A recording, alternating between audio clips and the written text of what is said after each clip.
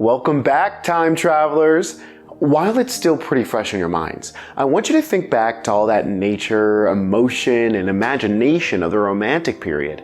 Relive that spirit of adventure and individuality. And let's also recall that during that same time period, as an outgrowth of Romanticism, there was a focus on spirituality, self-reliance, and the inherent goodness of mankind, brought to us by the Transcendentalists. Savor the memory of those movements because they're over now. In our new unit, we're moving past the Civil War to around 1870, when people in America had witnessed a whole lot of disagreement, death, and destruction. They had experienced the assassination of a president and weren't caught up in emotion, imagination, spirituality, and transcendence anymore. They were concerned with the here and now, the real lives of real people, the good and the bad, the pleasant and the unpleasant. We're entering the period of realism and naturalism. In today's video, you'll get an introduction to realism and naturalism. We'll discuss the lives, works, literary devices, and styles of two American realists, Paul Laurence Dunbar and Mark Twain. Before you go, we'll run through your lesson agenda for the week. Okay, no more mushy-gushy stuff, no more dreaming and imagining, no more sitting in nature and contemplating. We've reached the period between 1870 and 1910, and it's time to get real.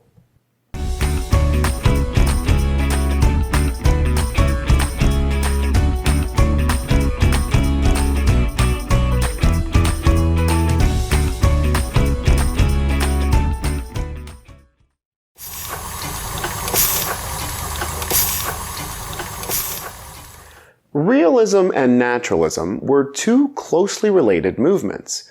Realism got its start in Europe sometime in the middle of the 19th century as a reaction to Romanticism. Realists didn't want to see or read about an idealized life. They wanted art to represent real life. Naturalists were realists who just took things a step further. French novelist Émile Zola argued that naturalistic literature should function like a controlled experiment, examining human behavior through a scientific lens and exploring the forces that shape society and determine human behavior. Let me see if I can think of an example to help you understand. Okay, a realist might write about a common man facing everyday struggles, like a guy who works in a factory who's trying to make ends meet, but it's hard and he's tired and he's hungry. A naturalist might add to the story that the guy's father had been a thief who died in jail, but this guy is determined to create a different life for himself. However, desperately hungry, the guy is driven by circumstances to steal food, and he too ends up in jail. He couldn't escape heredity and circumstances. Wow. Pretty bleak, right?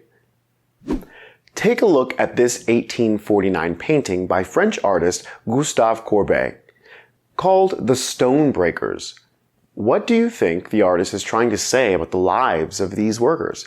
How does this fit with the concept of realism that we've been talking about? 30 years later, we see realism in the art of American painter John George Brown. In 1879, he painted Longshoremen at Noon. What do you think Brown is trying to say about the real lives of America's working class? Definitely no vast landscapes and romantic horizons here. So what could have caused this movement of realism and naturalism to spread from Europe to America? Well, let's think about the events of the time. One huge event was the Civil War. Think about it. It's probably hard to be optimistic about the future and believe in the goodness of mankind when death and destruction have surrounded you for years. Follow that with the assassination of a president, and add some industrialization, which was creating a great disparity of wealth in America and a rise of the working class. Realist author and literary critic William Dean Howells saw that America was ready for a change, and he used his influence to promote authors who rose to call for realism. America was also growing and expanding. Until this time, authors had mostly come from the Northeast, from Massachusetts and New York. Suddenly, authors were rising up from all across America, and you're going to learn about a couple of those authors this week. Let's begin with Paul Laurence Dunbar.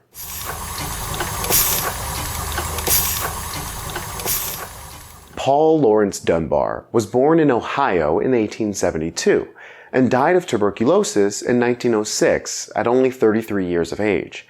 But during his short life, he captured the everyday struggles faced by African Americans in the late 19th century. After the war, Reconstruction efforts sought to help formerly enslaved people enter the social, economic, and educational systems of America. But in 1877, those efforts were abandoned, and things got really tough in the South. Jim Crow laws created segregation and put barriers to any type of mobility for African Americans. And any resistance to those laws was usually met with violence. So Dunbar wrote poems like We Wear the Mask to give words to the emotional turmoil that boiled beneath the surface of people who needed to maintain a demeanor of contentment, or at least acceptance, in order to avoid violence. And he wrote Symphony, a poem that uses the metaphor of a caged bird to describe the emotional experience of those trapped first by the brutality of slavery and later by segregation, oppression, and violence. Dunbar also wrote poems that used a literary device called I dialect. With I dialect, an author includes misspellings and non-standard grammar to try to represent the realistic sounds of language for particular regions and groups. I dialect was popular during the early days of realism, but it became controversial because it also was used to stereotype and even belittle certain groups. Dunbar wasn't the only writer using I dialect in the early days of realism. It was also used by legendary realist Mark Twain.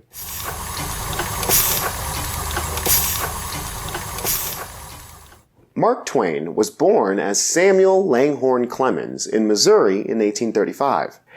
He grew up along the Mississippi River and even became a riverboat captain for a while.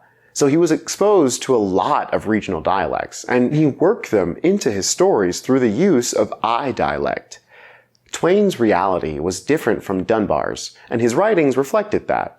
His most famous works were The Adventures of Tom Sawyer and The Adventures of Huckleberry Finn, two novels that explore the lives of young boys growing up along the Mississippi River.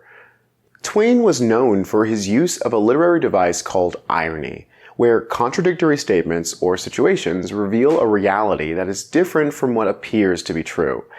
And his work is generally written in a style known as satire, which uses humor, irony, exaggeration, and/or ridicule in an effort to expose and criticize the shortcomings or ridiculousness of a person, group, or way of thinking.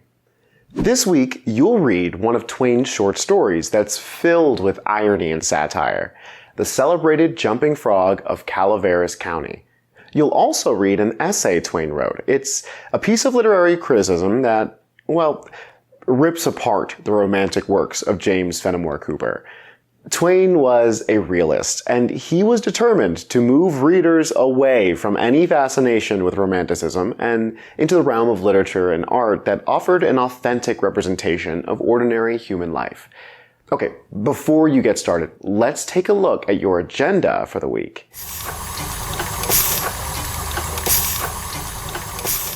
After today's video, you'll begin your PDF readings and activities and answer some online practice questions. Days 2, 3, and 4, you will continue your PDF readings and activities, followed daily by online practice. Then on day 5, your PDF will direct you to answer some reflection questions. You'll write a realistic reboot of a scene from The Legend of Sleepy Hollow. Remember that story from our Romanticism unit? Well, you'll rewrite a part of that story as if it was being written by a realist. Have fun with that. You'll finish out day 5 with some refresh your writing practice and your online assessment. Okay, now that you've been properly introduced to realism and naturalism and to the realists whose work you'll read this week, you're ready. It's time for you to travel back to the last few decades of the 19th century and get real. Hey.